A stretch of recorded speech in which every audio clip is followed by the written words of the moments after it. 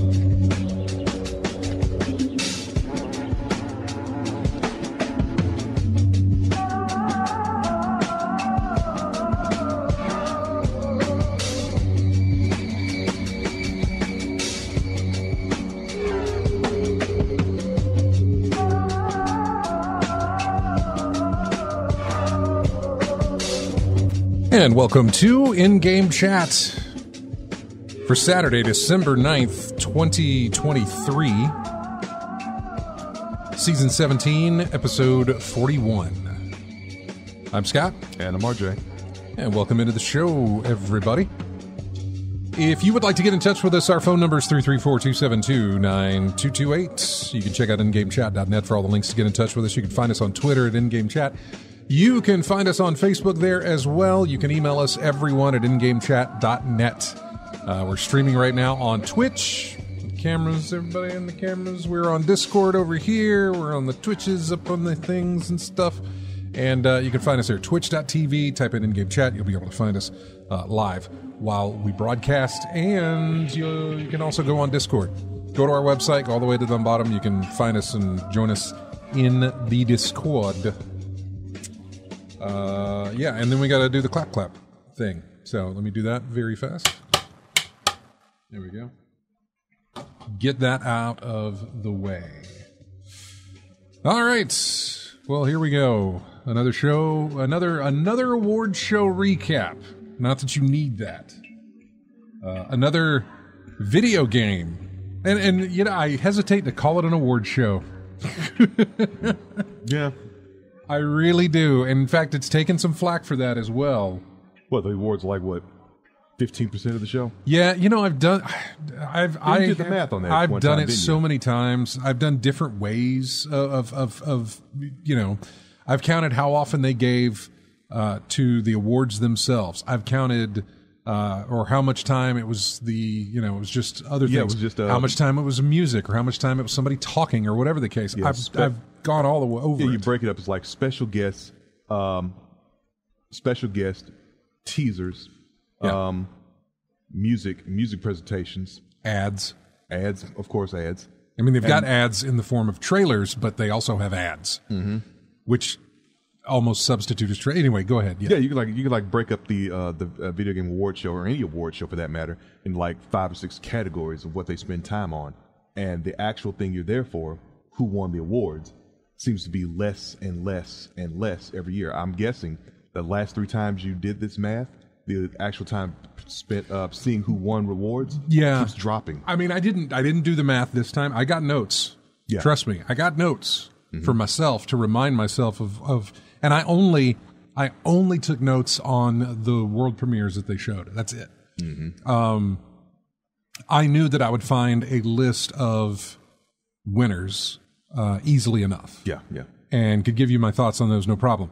But what I wanted to do was write down my thoughts as I was seeing these world premieres and kind of just something to make me remember like how I felt about it. There were only a few that for me, got me excited or got me interested or intrigued or held my attention or something that's like, hey, I hope I see more of that. You know, I hope I remember this because I want to remember that when it comes back around. As something to play. So there were a lot. I say there were a lot of those, but that was how I took my notes. and I've got them right here on my phone, for the award show. But the entire time, and I've got articles on this. It mainly comes from this one from Kotaku, but it was a big thing that kind of circled around the net, which I feel like, doesn't this circle around the net every year? The awards show, the games show up. Don't these kind of same complaints? But for whatever reason, it felt more substantial this year, the noise from the zeitgeist. You know what I'm saying? Mm-hmm. Like the noise from the crowd felt more substantial this year of their, I don't want to say disdain, but their fatigue. Fatigue, annoyance. I know. They're. What am I trying? Their disappointment. Okay. I was going to say disenchantment, but I was like, it's not disenchantment. It's just a disappointment in the fact that the winners couldn't have their moments to shine. And I hear. Let me just read the article, and I guess that's how we're going to start. We're going to start first with the complaints. We're going to start first with all the bad things, and then we'll get into all the reveals and the good things. And again, this comes down to something that we've talked about before. They are juggling being a winter E3 or a winter Games Fest, since Jeff does the summer Games Fest. They're having a hard time juggling it being that and then being an award show. And I can't imagine having one without the other. The ads fuel the money for the award show. The award show is why the people are buying the ads, right? Mm-hmm. It's right there. But I don't think he needs the award show anymore. I really, really don't. I think he could just call it the Winter Games Fest or Winter Games Night or something like that and interview developers instead of giving away awards, if that's the way you're going to go. Because the only reason that I think people tune into these things is to see these game premieres. If they were able to do a game award show that had absolutely no game premieres, I would love to see the comparisons of this is how many people watched it when we were showing gameplay, this is how many people watched it when we were just showing awards, and see what the difference is there.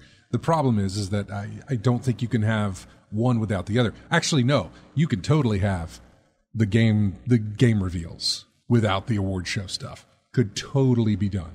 Yeah. Again, and let me stress before I say this that there are other, I don't want to say respectable video game awards because I don't want to diminish the people winning these. But there are the DICE Awards, which are very well handled, and I think they're done here. And then there's the BAFTAs.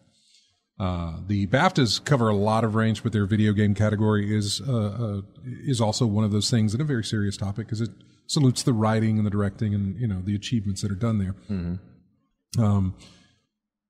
I believe in the way that the Video Game Awards show is done. I believe in the way that Jeff does his selection, where he's got, I don't know, it's over 100 different journalists from all over the world who come up with the nominees and then do the voting. Or so. It's like a whole he is completely hands-off on it. From what I understand, he is completely hands-off on the nominee process, the nominee selection, and the winner selection. It is all done by a separate committee of a bunch of different people who come up with those things. So I actually have no problem with the way that is done. It is the execution of it afterwards that I take issue with. Mm-hmm. The rapid fire, let's throw out 5 awards right now and not give anybody time to speak type of thing. Yeah. What we're there for. Yeah, like here's the nominees for best, what was it, community, I'm going off the top of my head of some of these. I'll give you one of the best, I saw one for best fighting game, and it was like 5 titles, and 2 of them I never heard of. Right. But it just said, and the winner is, bam, then went right on to the next part. Yeah, I'm like, geez, really? Would do no like fanfare, 4 or 5 no of nothing. those. It was just, wow. And see, I've taken notes on that before in previous years of like, okay, here's where they did 5 quickies, then they did a world premiere, and then they did this and this and this, and Yeah. I've gone over it before, and really the format ain't changed much. Something to think about. Was it Quickies because the people who were working on that project wasn't available? Because the people who were who accepted awards, was that a thing? I don't think so. I don't think so. Now, do I believe in giving everybody time to get up there and thank everybody for some of the stuff?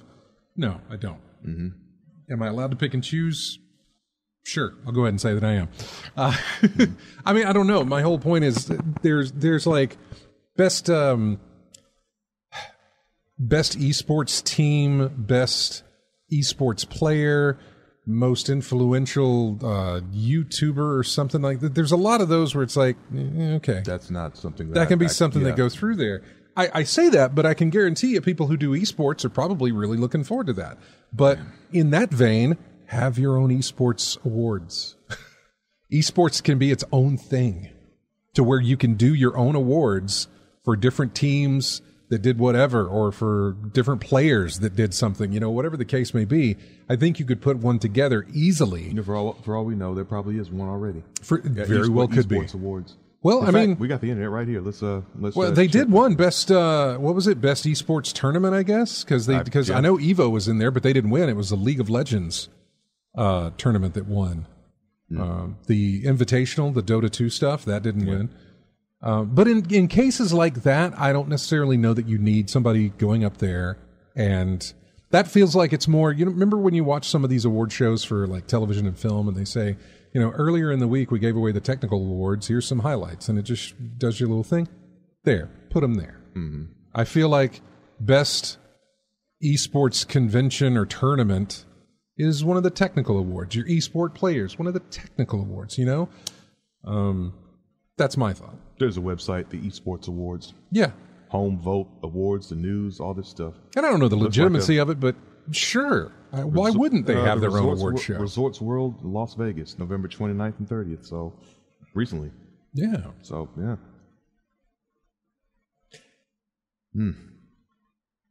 Yeah, but it was I didn't see the entire thing, but I missed a little bit of it because of work and things I had to take care of. But I got most of it, and I've mentioned it before off air that the whole thing to me felt like Black Friday this year, like disappointment. Just a bunch of very little that got my interest. Everything else was just standard fare that I just really just in my mind it just left immediately because it just didn't hold my interest. Very, very little in there that really got my attention. Yeah. So. No, the Kotaku article here says at the opening of last night's 2023 edition of the Game Awards, Jeff Keighley hyped the event as an evening, and he does this every time, to recognize outstanding creative work in games in 2023. But as the night went on, the luminaries who were being awarded for their outstanding creative work seemed like they weren't given much time to actually speak about said work. The Game Awards is held at the end of every year, ostensibly to celebrate and award the labor that goes into the video games we spend countless hours enjoying. As most award shows, it's customary for winners to give a bit of a speech, thanking those who helped make their game and thus the award possible. But this year it felt like time was cut short for most developers. Some have speculated that the Game Awards was worried someone might mention the serious labor issues facing the industry, or yet scarier, the current conflict in Gaza, thus inviting that most dreaded of phenomena, controversy. Whatever the reason, it was a night that always felt too out of time for the people it was ostensibly supposed to be about. Okay, I'm seeing something else here. Anyway, there was that concern, although if they're going to bring up the labor issues facing the industry, I don't think that's a problem. I don't know what their connection is with publishers, developers, and that sort of thing. But having somebody bring that up doesn't seem like it's a bad idea. Having somebody shine that light doesn't seem like that's a problem and something that they shouldn't shy away from, but they do. Continuing in this, throughout the night, orchestral music floated in very soon after most award winners began speaking. That might be a good policy for keeping such a stacked event moving, but when you consider just how much time was devoted to celebrities, Muppets, and conversation with high-profile developers like Hideo Kojima, who they are saying spent 13 and a half minutes on stage talking about a game with no gameplay. Mm-hmm. A brand new game from Hideo Kojima with no gameplay. 13 and a half minutes. Yeah, I think it was him, Jordan Peele was up there with him. Yeah. I think it was called OD. Yeah. Yeah, something like that. Yeah. Anyway, all that time with that, it's not hard to feel like the Game Awards failed to prioritize its time well. And many awards, probably most, went without anyone coming up on stage at all, getting just quick, cursory-feeling readouts of the winners from Keighley or his co-host before it was time to cut to another ad break, announce a new game, or invite a celebrity on stage. After a year of constant, highly public layoffs across the industry, ushering developers off stage while granting celebrities all the time they get asked for feels uniquely out of step. Running large events relying on commercial support is no easy task, but surely there must be a better way to schedule things out so that, in Keighley's own words, we can actually recognize outstanding creative work. Attendees report a large, ominous teleprompter message reading, "Please wrap it up." Let's see. Was even on display while people from Larian Studios tried to talk about what developing the game meant to them while they accepted the most prestigious award of the night, Game of the Year. They were even trying to wrap them up at Game of the Year. The speech of Larian's Sven, I'm going to mispronounce his name, brought tears to the eyes of his team members in the audience. He talked about what Baldur's Gate 3 meant to the team, how it was the team's pandemic project, and how they lost Jim Southworth, lead cinematic artist on Baldur's Gate 3, to cancer just last month.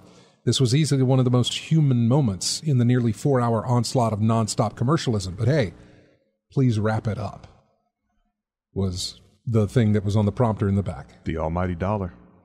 Another odd moment came when CD Projekt Red took home the award for Best Ongoing Game after being introduced by actor Anthony Mackie, who spent a chunk of it's in my notes. I'll get to it. But Anthony Mackie was on stage far too long. I don't know if they told him to stretch for time or they just said go out and have fun, and he didn't care because he went on and on mindlessly. The only thing that I remembered out of Mackie's appearance there was before the ad break, and he was like, it seemed like he was hurrying the two award winners along off the stage. Maybe, but his whole speech before he even got to announcing the awards was just going on forever. I really wasn't paying attention. I was just poking my head in to see what... I stopped paying attention for a while, and then when it kind of clicked that he was still up there talking, I was like, God, this guy's taking forever. Anthony Mackie's horrible.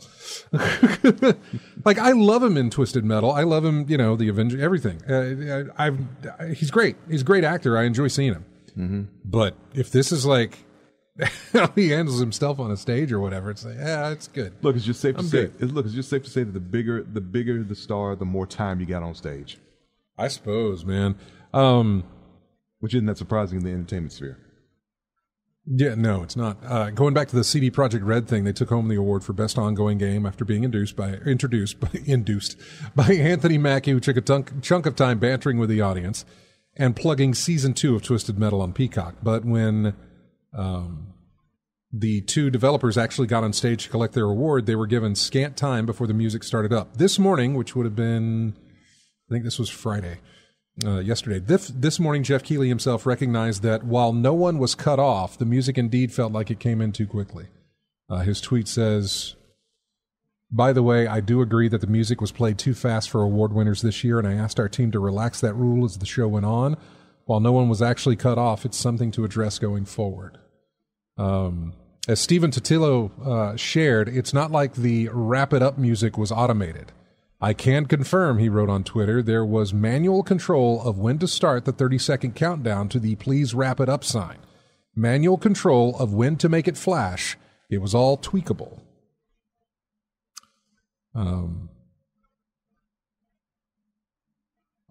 Stephen Totilo, he sat 2 rows behind the person managing the clock.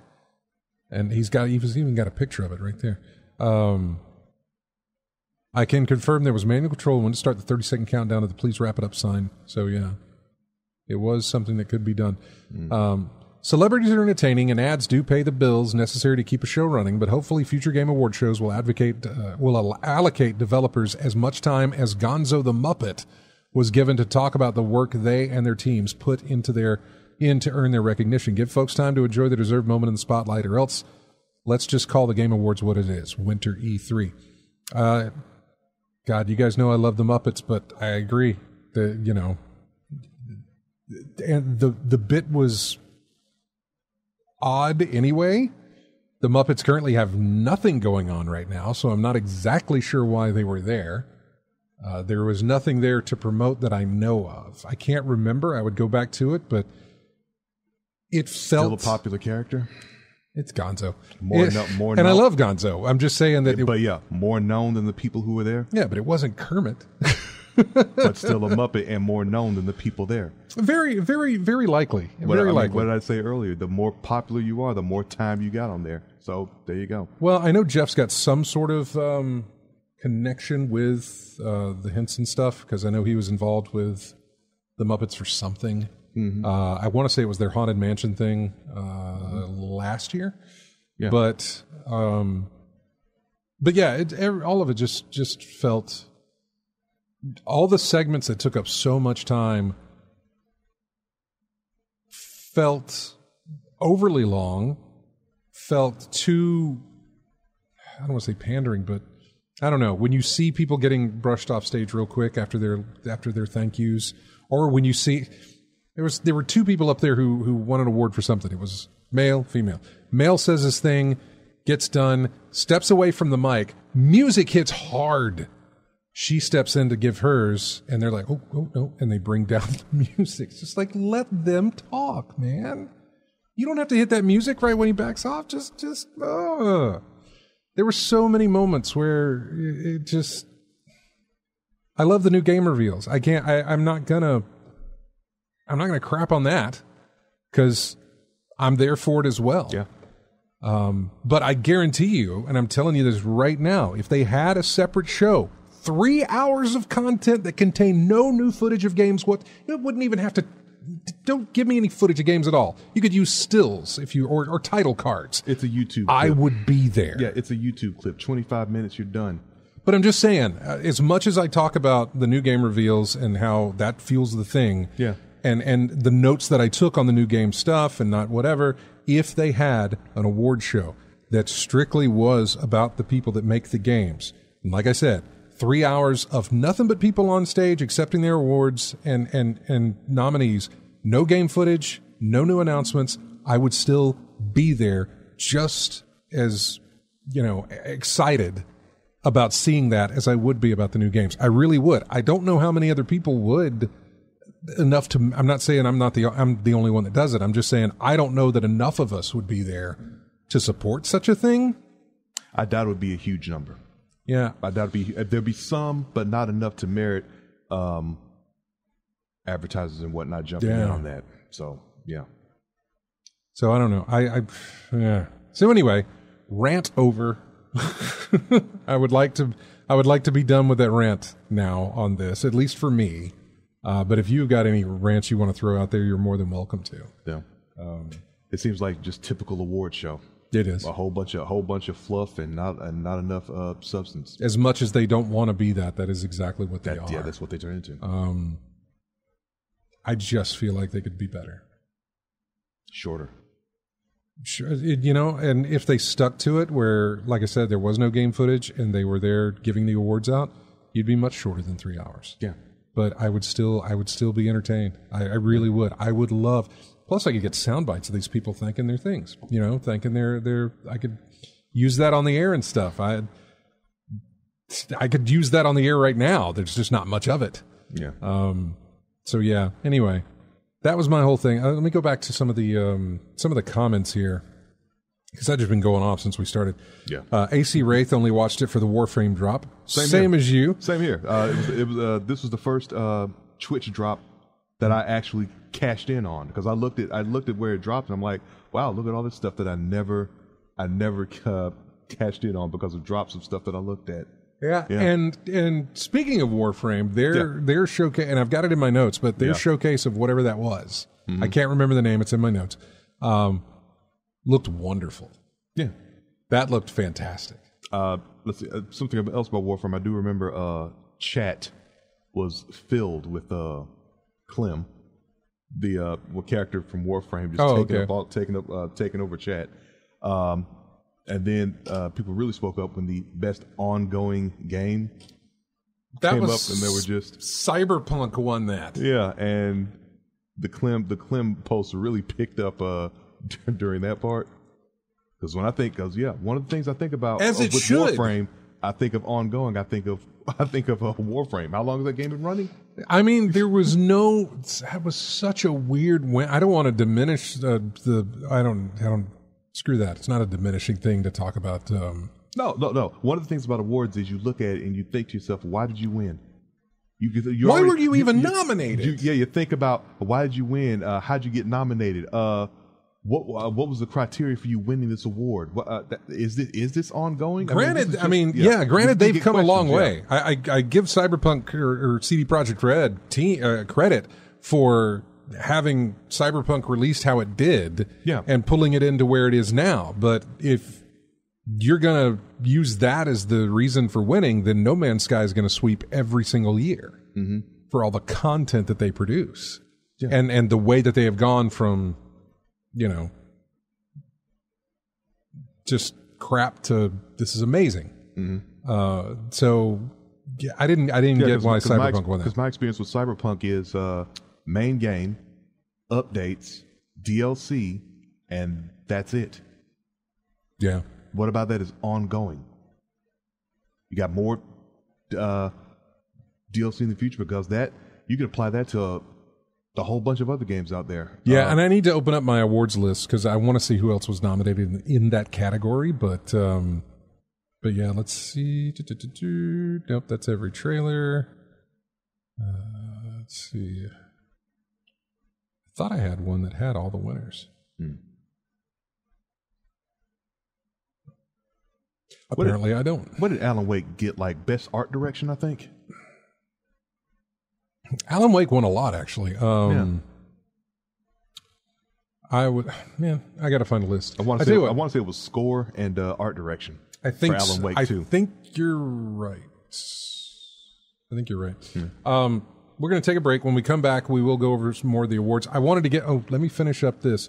AC Wraith, no speech longer than the COD campaign. That was, what's his name? Who came out? God of War's voice actor who came out saying that his speech was longer than the Call of Duty campaign. That was good. Lethal Migraine, boring as hell. No good announcements. Hellblade has taken 2 years too long to make, and it still has no release date. Kojima is mentally ill. Moltal, I have been disappointed with award shows that I haven't watched them in years. Much prefer just to come here for the rundown. We'll give you that, Moltal. Yep. I had no intention of watching it, but I had nothing better to do until a hockey game I wanted to watch later in the night. At least no one invaded the stage this year, says Star66. Winter E3. Why does E3 deserve to be disrespected like that? Honestly, E3 deserves to be disrespected, sure. That's why I'm saying call it Winter Games Fest or something. They could have cut off the host who couldn't deliver their already bad jokes. I was unimpressed by it all, says Lethal Migraine. And even though Brothers: A Tale of Two Sons is one of my favorite games, why are they doing a remake? Serves no purpose. Let's see. They said Phantom Liberty was the end of Cyberpunk's DLC. Yes, they did. Christopher Judge. That's who it was. I couldn't get the name. Anyway, we're going to take a break. When we come back, we will go over the award winners on that, and I'll go over some of my notes as well. It is all ahead for you here on In-Game Chat. Music, of course, we're sticking with our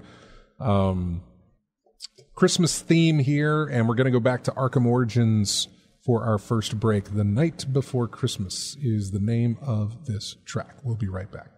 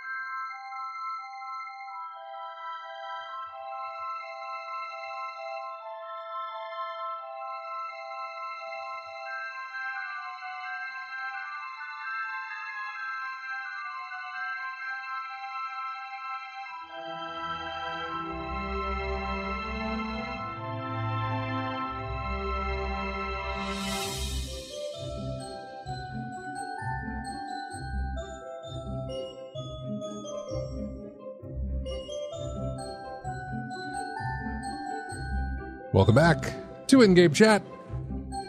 This is music from Yooka-Laylee, Glitter Glaze Glacier. That's a gl.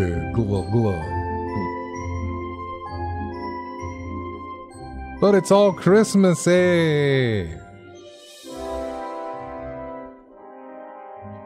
All right, going over the award winners. Start from the bottom, work our way up, and then I'll skip things that just don't matter. We'll start with Player's Voice because I think that was the first award they gave out that wasn't some kind of rundown of things, but it's a category that is 100% voted on by fans for their favorite game of 2023, and that was Baldur's Gate. Baldur's Gate 3, more specifically. Turning this thing off because it's making a noise. Anyway, what else do we have? Best Adaptation. You know, like Twisted Metal, Super Mario movie. Best film adaptation of a game? Yeah, that type film, of thing? television. Yeah. Because Castlevania was in there as well. Mm-hmm. As was Gran Turismo, but Last of Us, of course, was the winner. Sure. Really, yeah. Not that I have any problem with that, but there's... Which one had the most drama? Yeah, I mean, it could have been Mario, the Mario movie.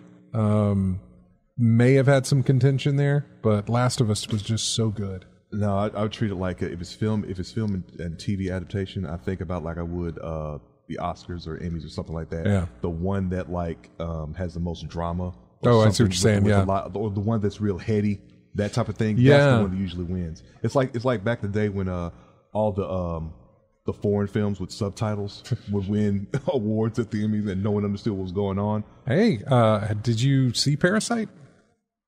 Which one? Oh, I'm sorry. Yeah, you're thinking anime. Yeah.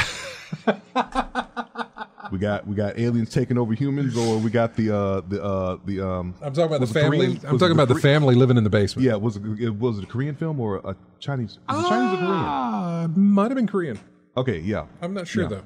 Heard of it? I never heard of it. Never saw it. I know it got a lot of press and a lot of awards, but I never saw the film. Yeah, there were some good moments in that film. But anyway, I think next year, at least I know next year in the running, you'll have, I think Fallout might be a pretty good contender for that award.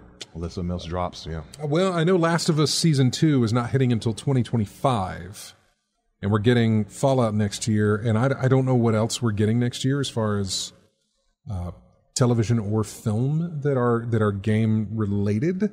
I know that we're getting... I know they're doing a sequel to Mortal Kombat, but I don't think that's next year. Mm-hmm. And I know they are doing a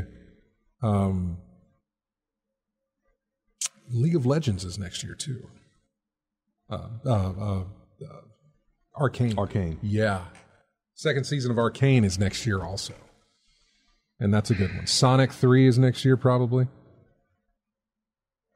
So, another thing, I still think it's going to go standard fare again. It's probably going to go to wherever the drama is. Wherever the drama is. Probably going to be Fallout then. Most anticipated game, Final Fantasy VII Rebirth. Then we got your esports game, your esports team, your esports event, your esports coach. Just your esports athlete. Your content creator of the year. These are all technical awards that can go somewhere else. I didn't know that was a category. The coach of an esports the team coach. Is okay. Okay. Best multiplayer game. Oddly enough, went to Baldur's Gate 3. Now, I don't consider Baldur's Gate 3 as a multiplayer game. It totally is, but I think of Street Fighter 6. Super Mario Wonder is also a multiplayer thing. Disney Illusion Island can be a multiplayer thing. What other multiplayer type games? Anyway, Diablo 4, Party Animals, Street Fighter 6, Super Mario Wonder, and then Baldur's Gate 3 was the winner on that. Best Sim Strategy Game, Pikmin 4 won that one. Best Sports Racing Game, Forza Motorsport. Not hard to figure that one out. Best family game, Super Mario Brothers Wonder,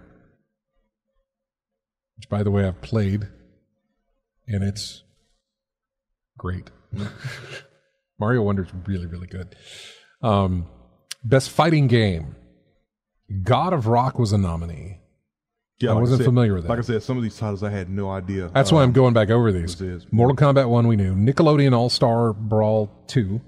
So they're going to pick up the debate about is Smash Brothers a fighting game or not. That type of thing. Pocket Bravery, and then Street Fighter 6, which was the winner. Mm-hmm. So, best RPG went to Baldur's Gate 3. Not surprised. Yeah. Starfield was nominated there, but did not win. Best action adventure game. Alan Wake 2, Spider-Man 2, Resident Evil 4, or Star Wars Jedi Survivor. Legend of Zelda Tears of the Kingdom was the winner for that one. All right, next one. Best action game. Dead Island 2, Ghost Runner 2, Hi-Fi Rush, or Remnant 2. It went to Armored Core 6, Fires of Rubicon. Which I haven't played that yet. You haven't messed around with that yet either. Did get the strap book, though. Do what? Strap book.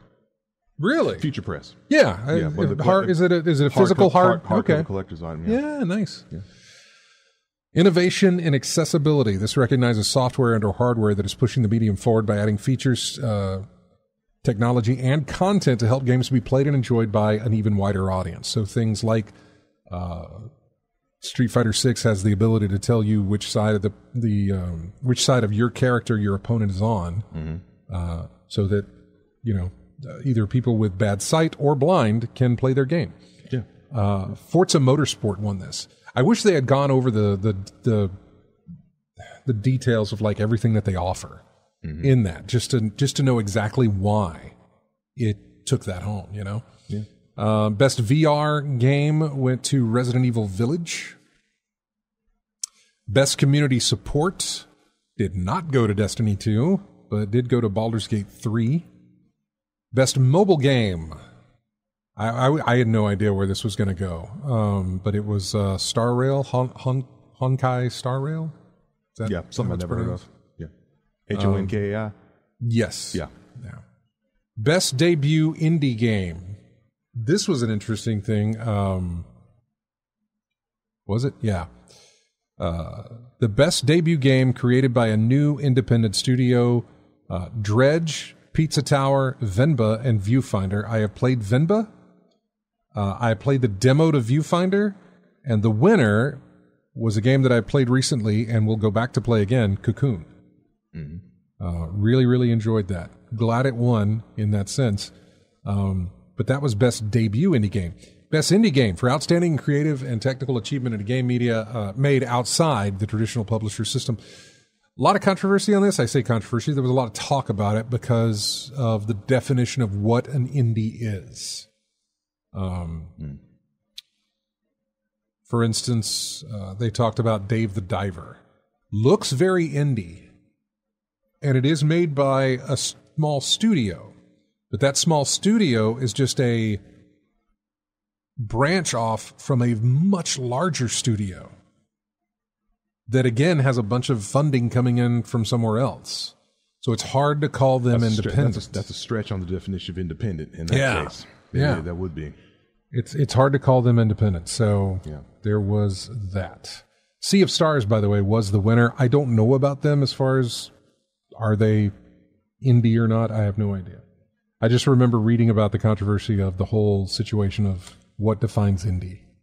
Gut feeling right now, if you had a significant amount of funding from that big outside source like that, not crowdfunding, I'm thinking it's not really independent. Yeah, I mean, if you're backed by like Bungie used to consider themselves independent, but they're owned by Sony now. Although they still,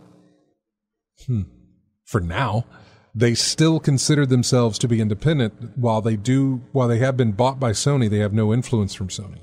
They are still on their own in the decisions they make, the choices they make, the games they make, that sort of thing, so far. And we'll get to that story coming up. Until the funding comes up, Until they start, until sales don't hit a certain point, then you'll see some influence. Best ongoing game, we got into this. Apex Legends, perfectly nominatable for an ongoing game. Final Fantasy 14. Yep, it's an online MMO. Sure. That makes sense. Fortnite, same as Apex Legends. Absolutely works. Genshin Impact, I don't even know. Yeah. But if it fits, good. Cyberpunk 2077 does not seem to fit in this category. Because it doesn't. But it won, like we said. Yeah. You may as well throw Elden Ring in there as well. Games for Impact went to Chia, I think is how it's called. And I'm okay with that. I remember hearing about that game. It is very, very steeped in tradition and what's the term? I don't want to say fairy tales. What's the term of like stories that are passed down over and over and over again? Lore, myth, legend, stuff like that of the particular people that it represents. And I apologize that I don't know who they are right now, but yeah, I had heard about that. Fable, folktale. Folktales would be good. Yeah, folktales would work. Yeah. More than likely. Yeah. Best for performance. Awarded to an individual for voiceover acting, motion, and or performance capture. Spider-Man 2, Alan Wake 2, Cyberpunk 2077, Star Wars Jedi Survivor, Final Fantasy 16. The winner went to Neil Newbon of Baldur's Gate 3. It was one of the first awards they gave out. And he looked so excited to have won and to thank everybody, and then he started getting played off, and it was really annoying. Best audio design went to Hi-Fi Rush, which makes sense because it's a game about music and sound, so that works. Music, rhythm, and timing. Best score and music. They did not win for that, but Final Fantasy 16 won for that one, which I'll eventually get around to. Best art direction, Alan Wake 2. Best narrative, Alan Wake 2. Oh. Best game direction, Alan Wake 2. I'm telling you, Alan Wake 2 and Baldur's Gate 3 really were your standout winners this year. And likely maybe your standout winners of gaming this year, to be honest with you. But Baldur's Gate 3 won Game of the Year. So those are all of your awards. I noticed in the chat room, Thar66 said that Spider-Man won nothing. Absolutely nothing. Absolutely nothing. Not that they need to. Look, I get that they didn't win anything, and I'm sure the devs probably feel bad about that while they're wiping away the tears with tons of money. It's always great to be recognized for the work you put in. It is. And that recognition comes in many forms, whether it be your peers voting on a category or whether it be the amount of sales that come in. There are plenty of ways that you can be recognized for your work and what you have done. And I don't know anything about the studio as far as how they handle crunch or how any of that stuff is sort of done. I don't hear a lot of complaints, or at least I've never read about a lot of complaints most of the time because people are under an NDA. But if everything's going good there, then that's great, and I'm happy for them. But yeah, so... But yeah, they didn't win anything. But there was a lot of games that didn't win anything. You know, Super Mario Wonder got like one award and didn't win anything else. Super Mario RPG didn't win anything else. What's something else maybe that came out? Starfield won nothing. Well, yeah, it got nominated for one thing, but it won nothing. Nominated, Which is fine. I bring this up because of it's something else that always comes up with awards. Who got snubbed? Yeah. So Starfield. I don't want to say Starfield got snubbed though. Starfield feels like they earned their lack of nominations. You know what I'm saying? Yeah. Like I don't feel like they were snubbed only for the fact that I don't necessarily think that they did anything worth being rewarded for. Mortal Kombat 1 got hardly anything. Got a couple of nominations, but didn't win. Got nominations. Yeah. Diablo 4, a couple of nominations, didn't win anything. Street Fighter 6 got, some wins in there. Tears of the Kingdom from Legend of Zelda, nowhere as far as a winner. I think maybe there was one that won. Award they got, yeah. But still, it's a Zelda game, man. We haven't had a Zelda game since the launch of a Zelda, proper Zelda game.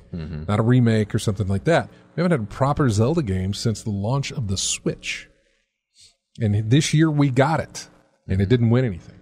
Or didn't win, it barely got nominated for a lot of things. So it's just interesting how... What else did we get this year? Metroid Dread, was that this year or last year? I think that was last year. Yeah. I think Dread was last year. But we're about to have to go to a break here as soon as he finds this. 2021. Oh, wow. Okay. Yeah. So, yeah. All right. We're going to take a break. When we come back, we will go over the reveals that we saw at the Game Awards. And I promise you that will be the last thing we talk about the Game Awards. Will be this all these reveals. And I'm going to try to run through them in 30 minutes. We'll be back with more of In-Game Chat right after this. Music from Fable.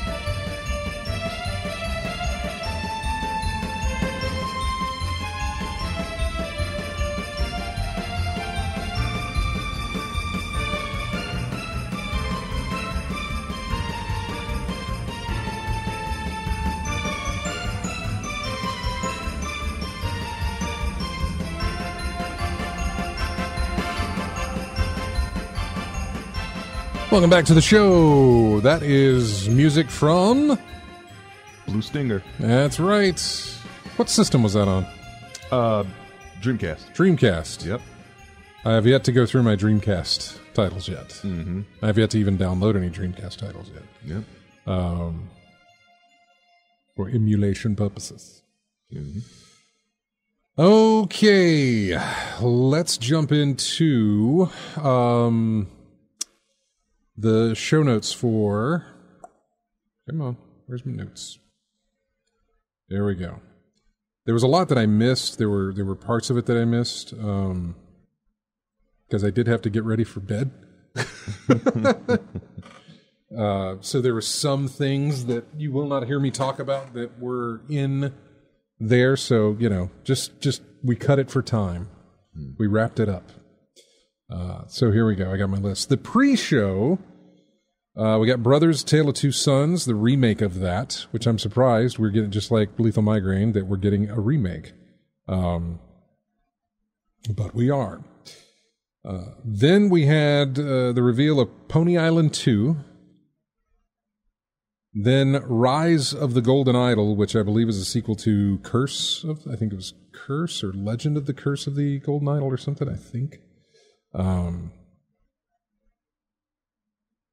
The developer of Inscription is the one doing Pony Island 2. The Rise of the Golden Idol is a sequel to the game Case of the Golden Idol. Usual June an action-adventure game about teenagers and a space-time cataclysm developed by Overland developers Finji.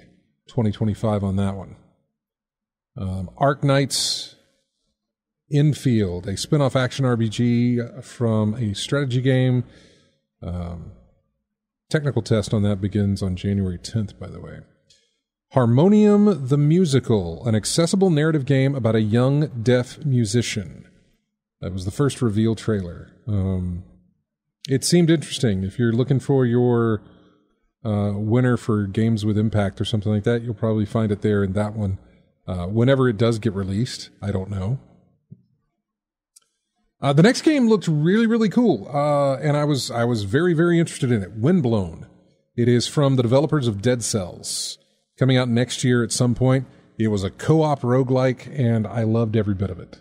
And it had me hooked. So did the one after that. The follow-up to the action rhythm game Thumper called Thrasher. That looked really cool.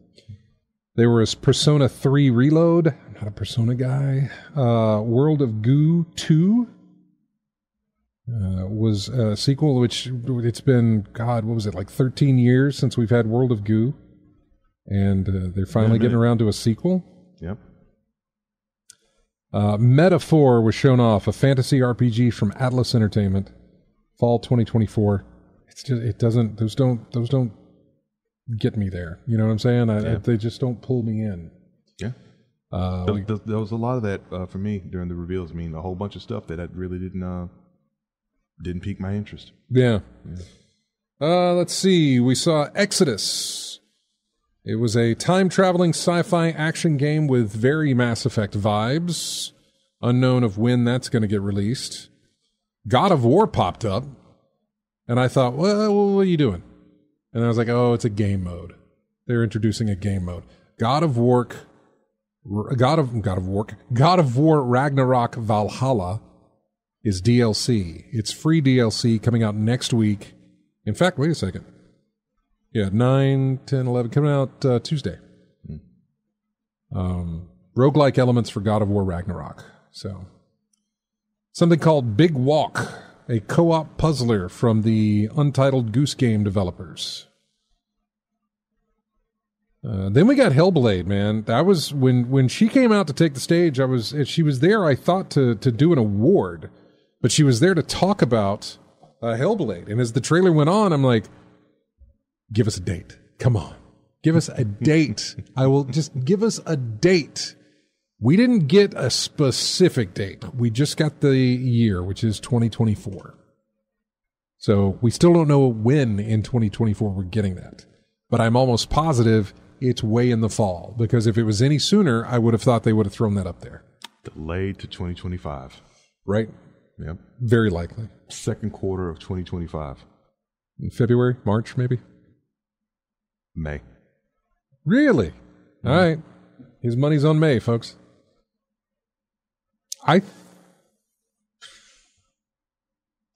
The realist in me says, you're right, it'll be 2025. I don't necessarily know about May. The other part of me, whatever that part is, feels like the hopeful part? Yeah, I think so. Let it just be this year, please. For that. So, yeah, Hellblade 2, 2024. That's what they're saying. Kamuri? What did I write down for that? Anything? Nope. A fantasy parkour-looking new project from a studio called Unseen. I don't remember that one.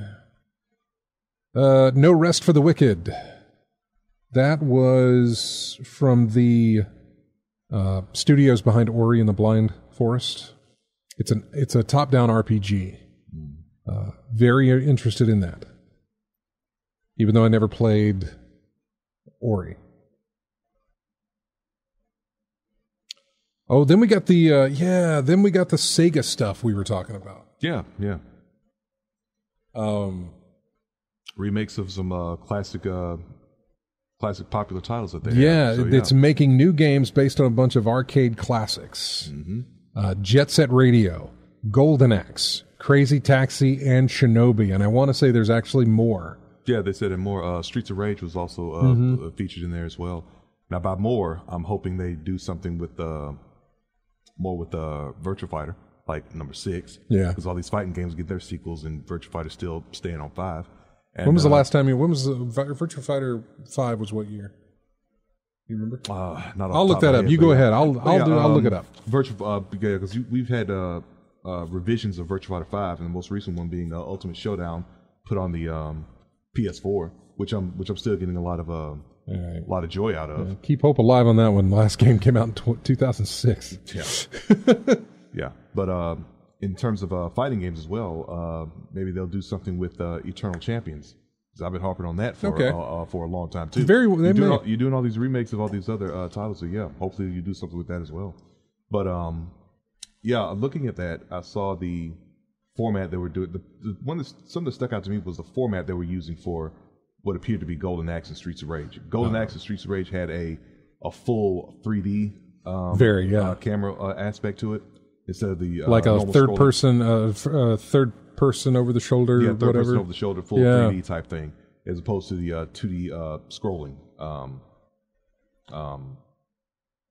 format that we're used to. Really did like what it looked like they did with Crazy Taxi though, because Crazy Taxi was just pure arcade fun. Mm-hmm. It all looked really good. Yeah. All that stuff, Jet Set Radio looked great as well.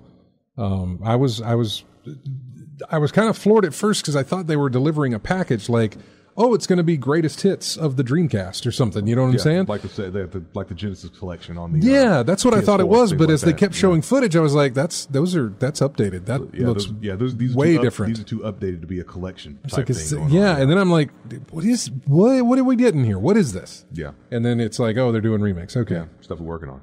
And Shinobi, we talked about, looked like one of those side-scrolling anime fantasy slashers, the format, the art style of it anyway. But I started thinking about the Revenge of Shinobi back on the Genesis years back. That gave me flashbacks to that. So I'm looking forward to what they're going to do with these titles. I'm just happy to see Sega doing something with their properties instead of now. Sonic. Yeah. Instead of Sonic all the time. Yeah, because it was getting to the point where you believe that Sega was just afraid to do anything except same old. Don't, if it ain't broke, don't fix it. Just keep. Well, think about all their properties. They really haven't touched it other than Sonic. Yeah, that's what I mean. Do something with your properties. So kudos to them for actually doing something with what they got and showing some initiative and changing things up. We got a new Dragon Ball game, Dragon Ball Z Sparking Zero. It's a fighting game. Then this was interesting. The casting of Frank Stone, which is from Supermassive, and Dead by Daylight. Yeah. It is a single-player, narrative-focused horror game in the Dead by Daylight universe, but it's being developed by Supermassive Games, folks who did Until Dawn and the Dark Pictures Anthology and The Quarry, coming out sometime next year. A big one here, not for me, but for I feel like a ton of RPG lovers. Visions of Mana, which is a new Mana series from Squeenix. Yeah. And that is coming out next year as well. What else do I have here? Rise of the Ronin, an action game from Team Ninja, which at first I thought was like Ghosts of Tsushima 2. Mm-hmm. But the more it played, I was like, no. This is, first off, Team Ninja didn't make that. And secondly, this is looking more Japanese than anything else. It's updated Ninja Gaiden. Yeah, hard, difficult style swordplay. Yeah, March 22nd of 2024 on PlayStation systems. Then we got OD, which is the Hideo Kojima Jordan Peele project. Mm-hmm. Yeah, we got a name. Just OD. That's all we got. We got, I think, a list of actors, but it's all we got. So just have to wait for it. Jurassic Park Survival was announced, a first-person action game set the day after the 1993 film.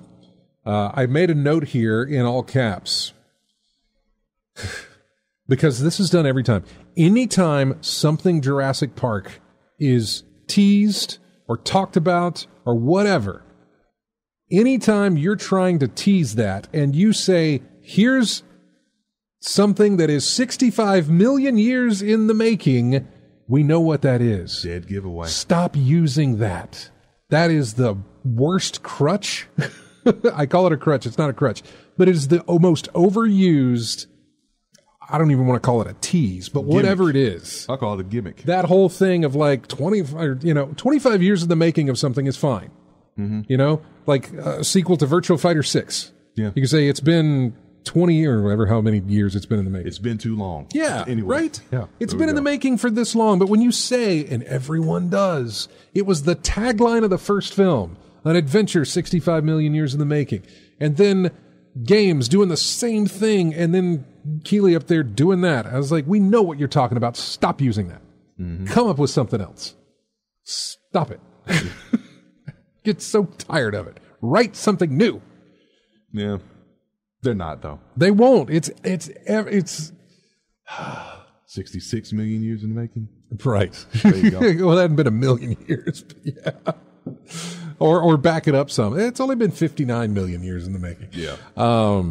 Seriously though, if they said if somebody 65 million years in the making, if someone came on and said 50 million years in the making, I'd actually think, oh, not a what could this? Because my first thing, 65 million, Jurassic Park. Yeah.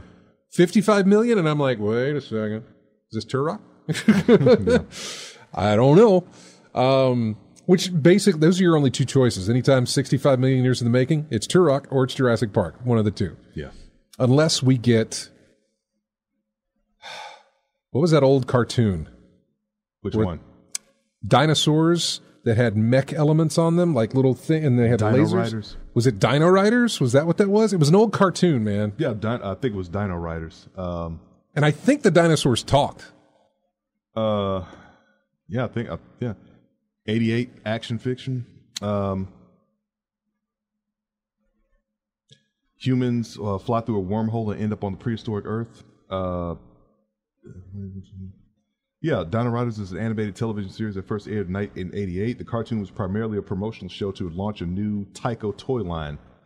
Only 14 episodes were produced. Yeah, October of 88. But I'm looking at these pictures here. It's these dinosaurs with mech elements. Yeah. I think they had Dino Riders, I believe is what it is. Yeah, I think that's it. Mm-hmm. Dino Riders. Trying to remember when that was. This is October of 88. 14 episodes? I feel like I watched a whole lot more than that. 90. I don't remember watching it in the 80s. I guess it was. Syndication, maybe? Maybe. Just something that they just... because I can't find anything else. Yeah. Yeah, it's a first run syndication. Had Peter Cullen in it. Oh, wait a second. Extreme Dinosaurs? Do you have any other clips or something? Extreme Dinosaurs is an American animated series in 1997, based on a toy line from Mattel in 96. The show is a spin-off of Street Sharks. Remember that one too? Where they first appeared as the Dino-Vengers.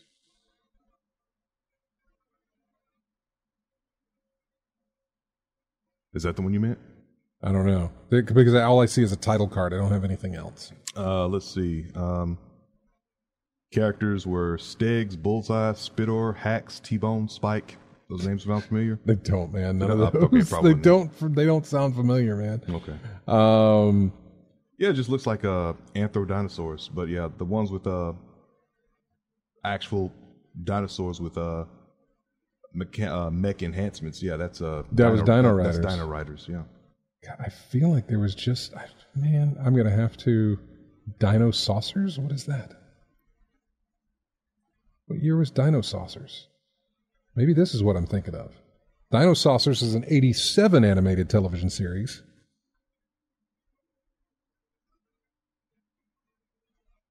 .65 episodes were made, but it only lasted one season. One season, 65 episodes. Yeah, they went long.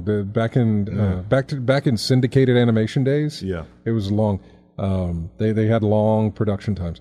I'll have to look that one up too.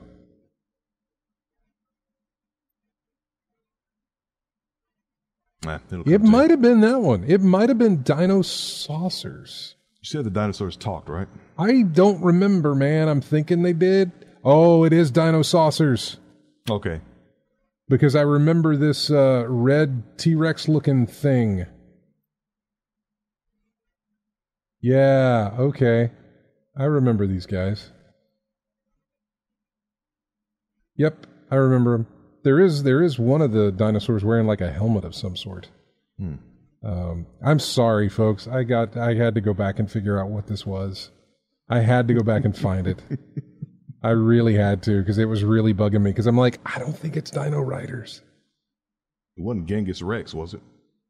No. It's definitely Dino. No, I'm talking about the character you said, the dinosaur with a helmet or something like that. Oh, I don't know. I didn't find it. Yeah. I did not find it. No, I mean, I'm on the page describing it now. They got the character names and everything. Dino Saucers. Anyway, back to the show. We spent way too much time going down that rabbit hole. So yeah, Jurassic Park with that one. We got Rocket Racing, which was the Rocket League guys, Psyonix, doing a Fortnite thing. Yeah, it's Mario Kart with Rocket League cars. Black drivers, yeah. Yeah, Black Myth Wukong, Black Myth. Yeah, an action RPG that is coming out in August of next year. Suicide Squad Kill the Justice League, February 2nd. Okay, moving on. Warframe, Whispers in the Walls. Looks really cool. Then we got Ready or Not, which is a tactical FPS currently in early access. Excuse me. Tales of Kenzera Zhao, I don't know what that is, an action platformer coming out in April. Lost Records, Bloom and Rage, that is from the Life is Strange folks. Looked kind of interesting to me. The first Berserker, Kazan, an action RPG based on the Dungeon and Fighter series. It's a hack and slash, and I'm down for some hack and slash. Apex Legends and Final Fantasy VII doing a team up there. So, good job.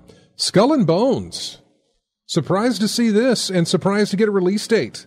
February the 16th. February's getting packed. But yeah, Skull and Bones. I believe there is a longer gameplay trailer online that you can find for Skull and Bones, like 10 minutes, IGN stuff. Then we got a surprise announcement, a third-person game made by Arcane Studios and Bethesda, Blade, from Marvel. That seems to fit perfectly with the way Arcane does a lot of their games. I think Blade would be a good thing to go with them there. Good fit? I think so. Yeah. I think so. Last Sentinel was the next game that we got. It's a dystopian action game by Lightspeed Studios. That's really all we got from it. The First Descendant, a looter-shooter action RPG coming out next summer. Yeah, I played the demo for that earlier. It's okay. Yeah. First Descendant. Endless Zone, or Zenless Zone Zero, I think. That's upcoming dungeon crawler game, 2024. Mecha Break. A multiplayer mech combat game announced. Den of Wolves, a co-op futuristic action heist game from the developers of Payday and Payday 2. No idea of when that's going to get released. Exoborn, a extraction shooter from the developers of Battle Royale Vampire the Masquerade Blood Hunt. So yeah, Exoborn on that one. Asgard's Wrath 2, I guess, a first-person god-battling VR game. That was just new gameplay. That had been announced already. Big one here, Light No Fire, which is the next big project from Hello Games, No Man's Sky. So, what's his name? Sean Murray? He was on stage talking about No Man's Sky, saying, okay, we're going to do it again, but we're going to do it instead of space, we're going to do it with just a world. And that is where Light No Fire is. God knows when that's going to be coming out. The next major project with a procedurally generated map the size of the actual Earth is what they're calling it. I think they could pull it off. I mean, I say that now. As with all bold predictions, we'll see. Yeah, if No Man's Sky had not become what it had become, I wouldn't have as much faith, but I think they can pull that one off, given what they've learned from No Man's Sky. Yeah. Frost Giant Games, or from RTS from Frost Giant Games, called Stormgate.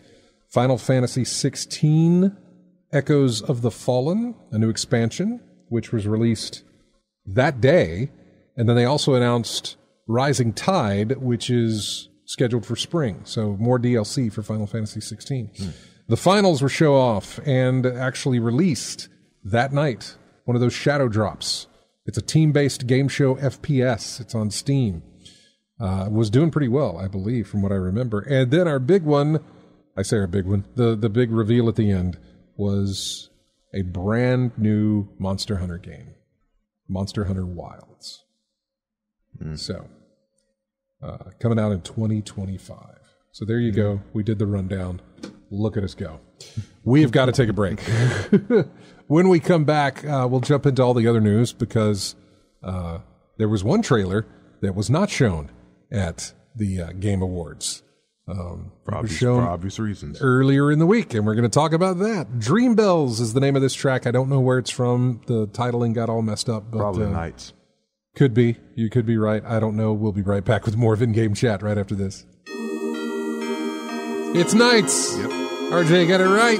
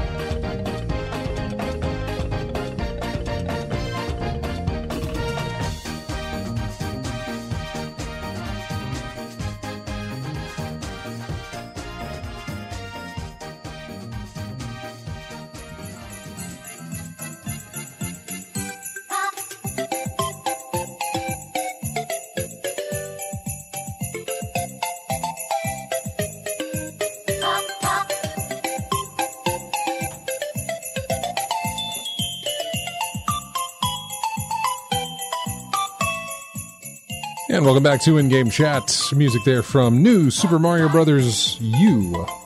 That is Snow Overworld. Because of course it is.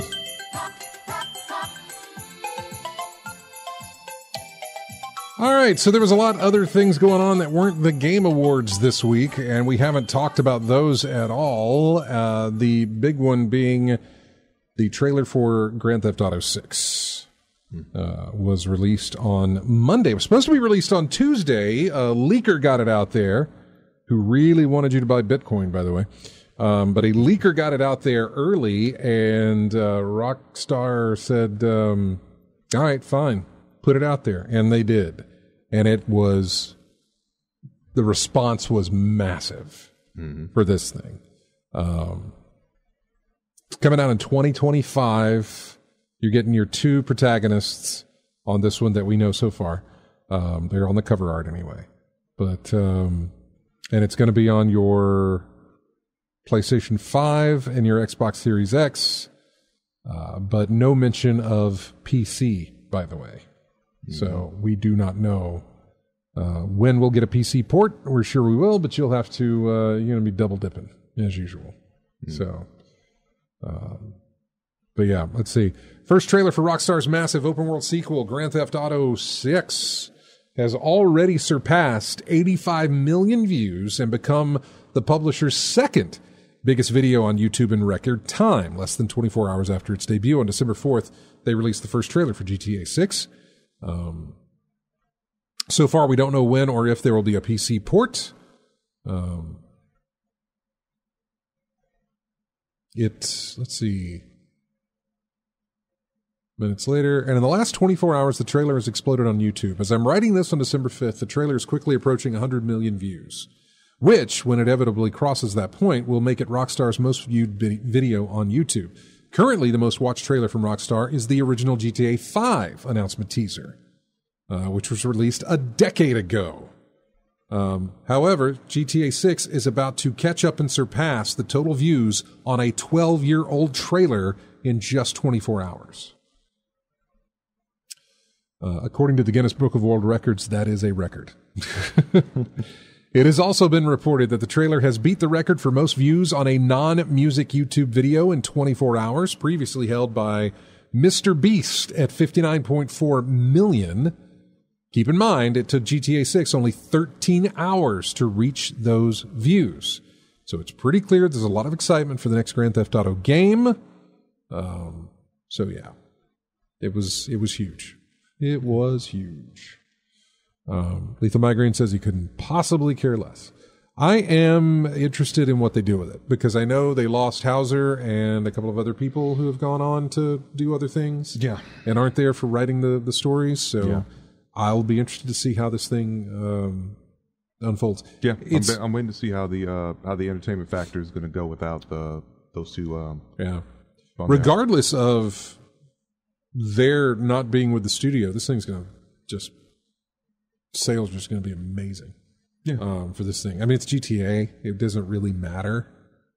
You could call it GTA 5 Vice City. I mean, you could put a subtitle on GTA 5 and it's going to sell amazingly well. Mm-hmm. But you put a new number out beside it, number 6, to advance it, it's just going to boom. Well, I think it just goes to show that people, the fans of GTA has been absolutely starved for something new. Yeah. Because all they've had is online in the main game for, like I said, 10 years. But I don't think Rockstar, I think, was kind of like, you know what? 5 is doing well. Oh, yeah. 5 is still doing well for us. We're still producing content for online. People are still buying that. The money's coming in. You know, why mess up a good thing? Yeah, no, it's no real incentive to go forward and make a 6. Yeah. But yeah, that's what we got. So yeah. What else do we get out of this? I've got some other stuff that aren't just Game Awards news. A event for Nintendo in Tokyo was canceled for next year after some threats were made to the staff involved with it. I don't know what that was for. There have been layoffs reported at Hello Neighbor publisher TinyBuild. I hated to see that. I'm not friends with a bunch of people at TinyBuild. I'm just a fan of the studio, or the publisher anyway. And I hate to hear that is happening over there. And then GTA, Cyberpunk 2077 getting a fully functional Metro system next week. Yeah, Cyberpunk's getting a patch, which I think it already got a patch this week because they announced they released the Ultimate Edition or whatever that comes with everything. Mm-hmm. And then they updated the game again. Even though they told us that they were done, like they would update for bug fixes and stuff, but as far as content being added, we're done. Well, apparently this last little patch here has not necessarily new content, but more tweaks to the system itself. Mm-hmm. The fact that they're getting a full Metro system, which they never had in the previous game. In fact, the Metro system that you could have in the game was a modded one by player support. You know, players built it and then put it in there. And that typically the way? The one that started off for me was DS Fix. Mm-hmm. Yeah. So I mean, the mod if was that Dark Souls? Dark Souls, yeah. Dark Souls, yeah. If the company won't do it, dang it, I'll just take it upon myself to do it. And give it out to the rest of the community. Exactly. Because driving's still trash in that game, isn't it? I haven't done a lot of driving. Mainly because I didn't like because it's bad. I did one driving mission so far. Yeah. Where I have to go and pick up all the different taxi cabs from the automated taxi service person or whatever. Yeah. And I went and I went and picked up one, and like he's telling me, "Hey, don't go too fast. Don't get And I'm like, "Oh God, I hope nobody hits this car because I don't know how sensitive this thing is to the damage that I take." And usually in these types of games, if one person hits you, if it was no fault of your own, it doesn't matter. It's already triggered the character inside the car to be mad at you and will fire shots, and that's just going to bring in more problems. It's like, I don't know how this is going to play out, so I'm not going to touch anybody.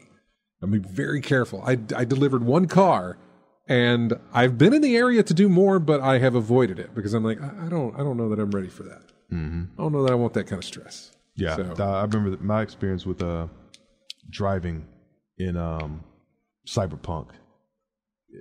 Not good, man. It wasn't a pleasant experience. Yeah. So this metro system was probably created out of desperation to get to where you need to go because I don't want to drive there.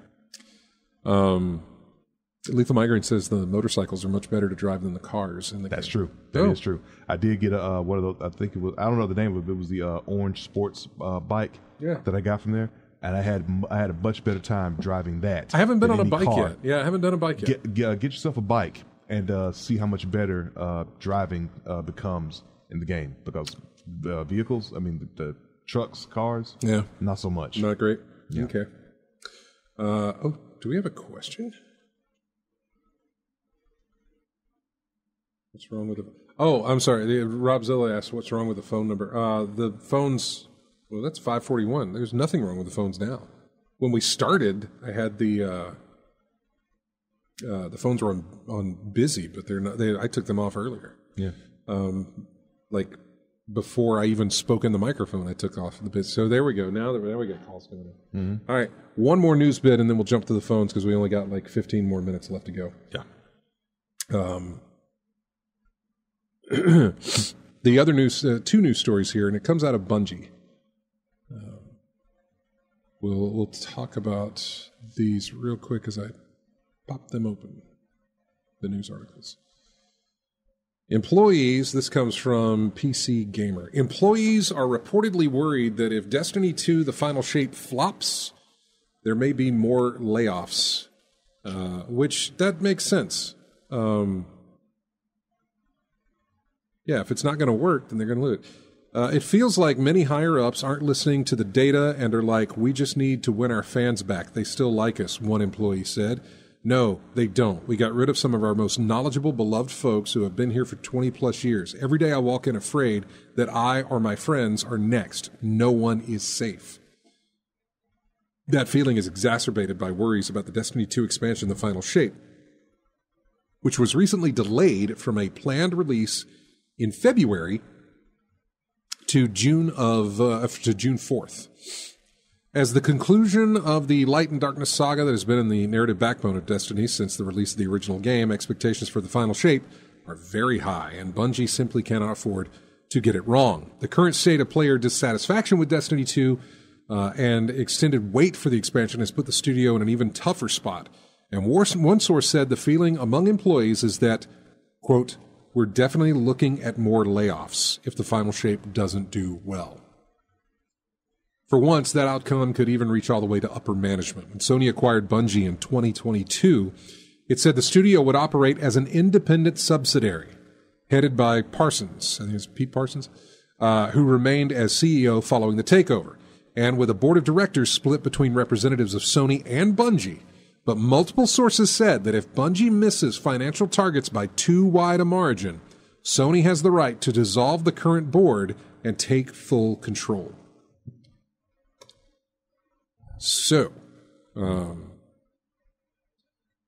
yeah, they said this might not add up to much of a front-facing change. Bungie is a wholly owned Sony studio, after all, but it would be a seismic shift internally. Yes, it would. If that should happen. I don't wish bad things on Bungie, even though I'm still banned. But I honestly don't wish bad things on Bungie. And I say I don't wish that because there's still plenty of people enjoying that game. Yeah. And I hope they get to enjoy more of it. Yeah. I get the feeling that Sony's going to have that same mentality that Squeenix does with their numbers. despite how good the numbers are, if it's not in their expectations, they're gonna make a. Well, that makes me wonder how good does this thing have to perform at this point? Define performance. Define a good performance. How well does it have to do for Sony to say, "All right, you guys can still do your thing"? Yeah, you know. But I'm saying, is it possible that no matter how it performs, it won't matter to Sony? If they lost my money. They might say, well, it didn't do good enough. It didn't do good enough to our liking. So therefore, we're taking over. I'm curious what that liking is, you know? I'm really curious, like, what is the number to beat here? I don't know. Might not be a number. That's what I'm trying to say. You're right. I know what you're saying. Like, there might. I just feel in business, though, there probably is a number that only Sony knows what that number is. Mm-hmm. Or it's in writing or something. I don't know. I feel like there exists a number and not just a sense of, it didn't do well, we're taking over, you know? Mm-hmm. Which I don't know if that was Sony's plan to begin with, but I don't think Sony's plan was for this sort of thing to happen to Bungie, though. With the delay of the game and the other problems that have been going on with the layoffs and not making the money and, you know, all the problems they were having. Yeah, Sony didn't orchestrate for that to happen. No, but they're seeing it. Well, they are. And they're seeing enough of it that they're saying, guys, if you don't improve this, we're going to have to come in and clean house, take over. You know, we get that you are, you know, a subsidiary of ours, and we gave you, you know, the control you needed to make the games you wanted to make, but it's not doing well, and we got to do something. Otherwise, we got to protect our investment. Yeah, seemingly is what they're doing. So, anyway, that's the news on that. Let's jump into the phone calls here. I know Rob, you're on. I think you're online too. I know Chris is on one, and we'll go to Chris. Hey, Chris, what's up? Not much. What's going on? Anything? You playing anything? You like the awards? What you think? Just I didn't tune in at all. I just watched one of the YouTube videos like y'all were talking about, just see what the premieres were. Just listen to y'all for a recap, and that's pretty much it. All right. Well, then you feel the same way we do. Good job. But yeah, one of the ones I'm looking forward to that took me by surprise was the new Mana game you mentioned. But yeah, that came out of nowhere. And I wrote that down. I was like, man, this doesn't mean anything to me, but I know it means a ton to a lot of people to get any kind of new Mana game. Yeah. So but, other things coming around, like the new stuff on Final Fantasy and other things in the DLCs. I may just watch videos of, for this and that, and not worry about, installing the games again to play them and stuff. But right. Yeah, the new Mana stuff looks pretty interesting. Yeah. Again, not in my wheelhouse, but I just know so many people who that was a big deal to get that reveal. So yeah. I don't think it showed gameplay. I think it was just a title, wasn't it? Or did it show gameplay? No, it showed gameplay too. Oh, did it? Okay, I can't remember. See, that's how much that stuff I'm not sticks. sure if it was all movie stuff or a real gameplay, but it was enough to have a little bit of meat on the bone. Yeah, let me tell you about that. I do remember seeing a lot of things where it's like, man, this looks great. Like, in other words, the trailer pulled me in to whatever story the trailer was telling, but at the same time, I had to remember that I'm not looking at gameplay here. This is just a trailer of stuff. There's no gameplay being shown to me. So while the trailer is doing good to keep me interested in what I'm watching currently, I'm not sold on your game because I'm not seeing any gameplay. Mm-hmm. So it was one of those things where it's like, wow, I am in on this. Whoa, wait a second. There's no gameplay on this. Nah, hold up. Trailer's working, but I don't see any gameplay. Mm-hmm. I have to get, there was one, I think it was the finals. I can't remember. It was some trailer where I was like, man, they put all their budget into trailer making.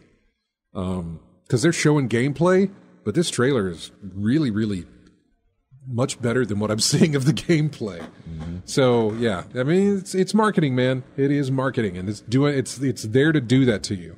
It's there to get you interested in something that may not have anything to do with the final game you actually play. Story-wise, it might, and you may be looking at cutscenes, but you're not looking at gameplay. You're not looking at the majority of what you're going to be doing for ever how long that game is. Mm-hmm. So it's one of those situations, unless it's a Final Fantasy game. Then more than likely you are looking at a lot of what you're going to be doing, which is watching cutscenes. Yep. Or Hideo Kojima, Metal Gear, Death Stranding, stuff like that. You're going to see a whole lot of cutscenes for every little action. Not very much of nothing going on until the game comes out. Then you'll know actually what's going on. Well, then there's that. That's why I'm so that's why I'm hopeful with Jordan Peele's involvement of OD with Kojima, that they can kind of keep him on a little bit of a directorial track of like, hey man, you're veering off into your Kojima thing. Let's come back. Let's get back on track with what you're trying to do, and let's move this forward. But I don't think that's going to happen. It's Kojima. It's not going to happen. Too many people are like, let Kojima do his thing. Kojima going to Kojima. So that's the way that works. What else going on there, Chris? Just waiting for some other shipments that I wasn't expecting to get. One of them was a physical copy of A Sea of Stars that I've been looking forward to playing. And you remember that other company I may have talked about called Analog that makes FPGA clone consoles, that's based on, it clones the hardware actually. Yeah, I think so. Well, yeah, they're coming out with a Duo system, which was the TurboGrafx 16 and CD system combined in one. It's their version of that plays everything from those series and from those old games. All right. Mm-hmm. Yep. Very cool. But that's pretty much it, and I'll see y'all next time. All right, buddy. We'll talk to you next week. Take care now. Later. All right, bye. Let's go to the next line. Hi, you're on In-Game Chat. Who is this? Hey, it's Rob. Hey, man. What's up? Hey, not much. A little laggy there, huh? I did want to throw in, Final Fantasy is about watching the cutscenes in the games. But have you seen that new trailer for the Reunion, the game coming out in February? Is that Rebirth?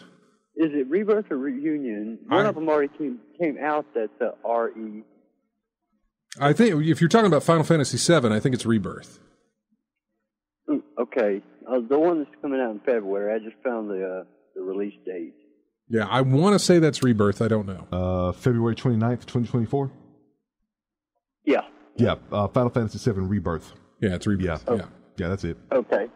Yeah, that looks pretty incredible. But what I was calling was to ask, I love Baldur's Gate 1 and 2.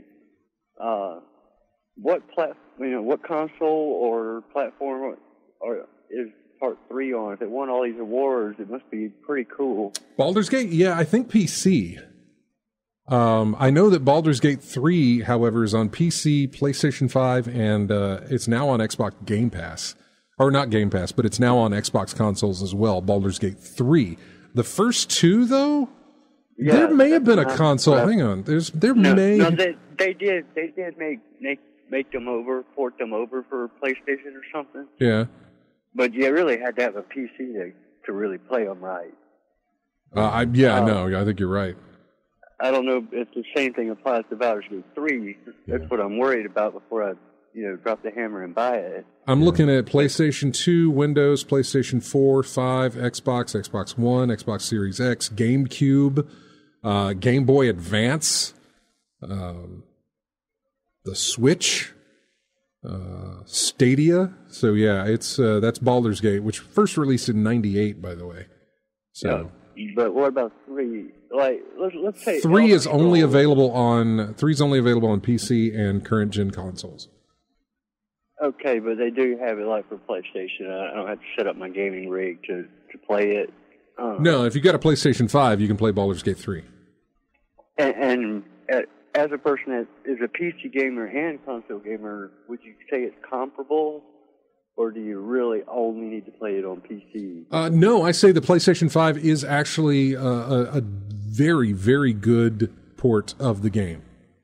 PC, you can go a lot further with, obviously, but the PlayStation 5 is no slouch on that in that department. So I think, you're perfectly fine going in that direction. Rob, we got to run, buddy. I got 30 seconds here, and we got to go. Yeah. So okay. Last thing, GTA 1 was the best Grand Theft Auto. The top-down GTA. All right, buddy. Take care, man. All right, bye, y'all. See ya. Have a good one. All right, thank you, everybody. We are out of here, and we have got to go. Banjo-Kazooie here. It is Frizizi Peak, I think is the name of it. That's it. Anyway, we'll be back next week. Last show of the year, coming up next Saturday. You guys have a good one, and we will see you next Saturday on the show. Yeah, bye.